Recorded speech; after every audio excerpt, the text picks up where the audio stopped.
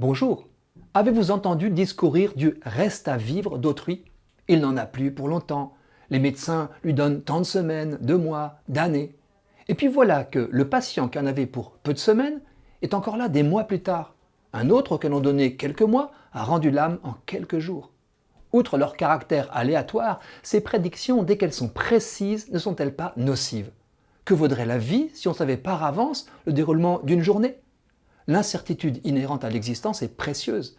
S'il est bon d'être alerté à temps pour se préparer au grand passage, sa date, son heure, sa minute méritent de rester dans l'ombre.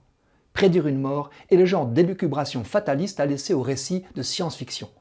La prédiction effacerait le goût de vivre. Si j'étais prévenu par avance du résultat d'une pêche à la ligne, je pense que je resterais chez moi. C'est une raison de plus pour récuser suicide assisté et euthanasie. La mort programmée a quelque chose de sordide. Quand on nous raconte ces rendez-vous autour d'une personne dont les proches doivent cautionner la mise à mort, je ressens un malaise. Fixer une telle échéance, n'est-ce pas laisser la mort voler à la vie le temps imprévu qu'elle nous offrait encore? Si la mort doit largement nous prendre par surprise, quitte à provoquer un effet de sidération, c'est qu'elle ne fait pas bon ménage avec la vie. Pour ceux qui ont la foi, la vie, heureusement, aura le dernier mot. La mort, personne ne devrait s'en faire complice. L'événement est à la fois unique, on ne meurt qu'une fois, inéluctable, il adviendra, et incertain, nul ne sait quand. Avez-vous réalisé que le seul futur que je puis prononcer sans risquer de me tromper, c'est « je mourrai ». Tout le reste peut être démenti. Mais quand vais-je mourir? Aujourd'hui peut-être, ou alors demain.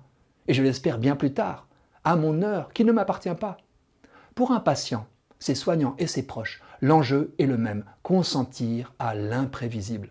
Parfois se laisser prendre de court, parfois attendre jusqu'à l'impatience. Personne ici-bas ne devrait se permettre de décider. Bien sûr, des diagnostics tombent et il est utile qu'une personne entende que son pronostic vital est engagé, ou puisse parler de sa mort prochaine à ses proches au lieu de rester dans l'ignorance ou le déni. Bien sûr, des signes avant-coureurs d'un décès imminent sont décelables.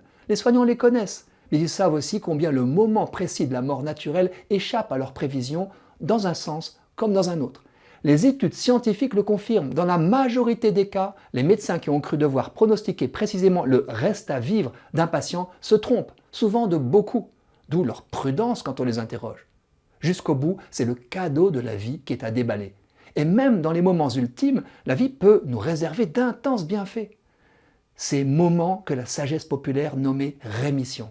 On ne s'y attendait plus, c'est la mort qu'on attendait. Et voilà que la vie se manifeste encore pour échanger, s'étreindre, se pardonner, se dire adieu, prier.